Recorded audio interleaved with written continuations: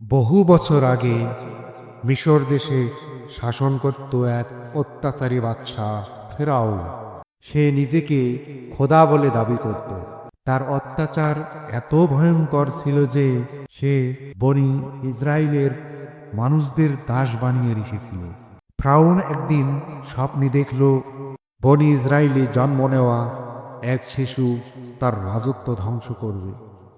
এই ভয়ে সে হুকুম দিল বনি ইসরায়েলের সব নবজাতক শিশু পুত্র সন্তানদেরকে হত্যা করার জন্য।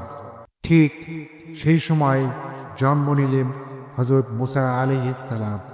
যখন তার মা খুব ভয় পেয়ে গেলেন কিভাবে সন্তানকে বাঁচাবেন, ঠিক তখনই আল্লাহ তাআলা তার মায়ের অন্তরে ওহী পাঠালেন, তুমি তাকে দুধ পান করাও।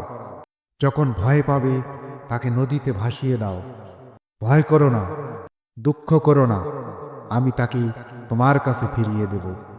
মায়ের হৃদয় কেঁপে উঠল, কিন্তু আল্লাহর আরশে বিশ্বাস রেখে তিনি একটি ঝুড়িতে শিশুটিকে রেখে নদীতে ভাসিয়ে দিলেন। আল্লাহর কুদরতে সেই ঝুড়ি গিয়ে পৌঁছালো ফিরআউনের রাজপ্রাসাদে। ফিরআউনের স্ত্রী আসিয়া রাদিয়াল্লাহু তাআলা আনহা শিশুটিকে দেখে মুগ্ধ হয়ে গেলেন। তিনি বললেন, এই শিশুটি আমার আর তোমার চোখের শীতলতা হবে, একে হত্যা করো না। এইভাবে আল্লাহ নিজেই ফিরআউনের ঘরেই বড় করে তুললেন শিশু মুসা আলাইহিস সালামকে। কিন্তু শিশুটি কোনো দুগ্ধ পান করছিল না। তখন মুসা আলাইহিস সালামের বোন কৌশলে বলল, আমি কি এমন একজন মহিলার সন্ধান দেব যে শিশুটিকে লালন পালন করবে? ফিরআউন রাজি হলো। এভাবেই মুসা আলাইহিস সালাম আবার নিজের মায়ের কুলে ফিরে এলেন সেই রাজপ্রাসাদে। আল্লাহ তার প্রতিশ্রুতি পূরণ করলেন। যৌবনে একদিন মুসা আলাইহিস সালাম ভুলবশত এক কিবতীকে আঘাত করেন এবং সে মারা যায়। তিনি অনুতপ্ত হয়ে আল্লাহর কাছে ক্ষমা চান।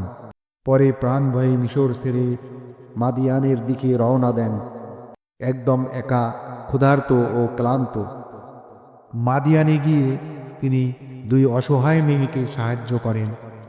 তাদের পিতা ছিলেন হযরত শুআয়ব আলাইহিস সালাম। তার চরিত্র ও সততায় মুগ্ধ হয়ে শুআয়ব আলাইহিস সালাম মুসা আলাইহিস সালামকে নিজের মেয়ের সাথে বিয়ে দেন। কয়েক বছর সেখানে শান্ত জীবন কাটান। এক রাতে পরিবার নিয়ে ফেরার পথে তুর পাহাড়ে তিনি আগুন দেখলেন। সেখানে গিয়ে তিনি আল্লাহর ডাক শুনলেন, হে মুসা, আমি আল্লাহ, বিশ্বজগতের প্রতিপালক। আল্লাহ তাকে নবুয়াত দান করলেন এবং ফিরআউনের কাছে দাওয়াত দিতে পাঠালেন। তার হাতে দিলেন দুটি মুজিজা। এক হচ্ছে লাঠি যা সাপে পরিণত হতো, দুই হচ্ছে তার হাত যা বের করলে উজ্জ্বল আলো হতো। ফিরআউনের দরবারে জাদুকরদের সাথে প্রতিযোগিতা হলো। জাদুকররা দড়ি ও লাঠি ফেলতেই সেগুলো সাপের মতো নড়াচড়া করল। কিন্তু মুসা আলাইহিস সালামের লাঠি আল্লাহর হুকুমে বিশাল সাপে পরিণত হয়ে গেল, সব কিছুকে গিলে ফেলল। জাদুকররা বুঝে গেল এটা কোনো জাদু নয়, এটা সত্য।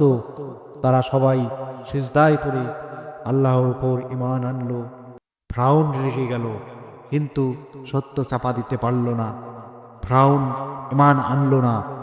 শেষ পর্যন্ত আল্লাহর নির্দেশে মুসা আলাইহিস সালাম বনি ইসরায়েলকে নিয়ে মিশর ছাড়লেন। ফিরআউন বিশাল বাহিনী নিয়ে পেছনে ধাওয়া করল। সামনে লোহিত সাগর, পেছনে শত্রু, মানুষ ভয়ে কাঁপছে। কিন্তু মুসা আলাইহিস সালাম বললেন, ভয় পাবে না, কখনো না। আমার রব আমার সাথে আছেন, তিনি আমাকে পথ দেখাবেন। আল্লাহর নির্দেশে তিনি লাঠি দিয়ে সাগরে আঘাত করলেন। সাগর দ্বিখণ্ডিত হয়ে রাস্তা তৈরি হলো এবং সবাই নিরাপদে পার হলো। ফিরআউন যখন ঢুকল, পানি আবার মিলিত হয়ে রাস্তা বন্ধ হয়ে গেল। ফিরআউন সহ তার দলবল পানিতে চুবানি খেতে খেতে ডুবে মারা যেতে লাগলো। ধীরে ধীরে এক এক করে সবাই মারা গেল। এই গল্প আমাদের শেখায় আল্লাহর উপর ভরসা করলে অসম্ভবকেও সম্ভব করা যায়। অত্যাচার কখনো টিকে না। সত্যের পথ কঠিন হলেও চেষ্টা সুন্দর হয়। আল্লাহ আমাদের সবাইকে হযরত মুসা আলাইহিস সালামের মতো দৃঢ় ঈমান, শক্তি ও সাহস দান করুন। আমিন। জাযাকাল্লাহ খায়ের। ওয়া আখির দাওয়ানা আনিল হামদুলিল্লাহি রাব্বিল আলামিন।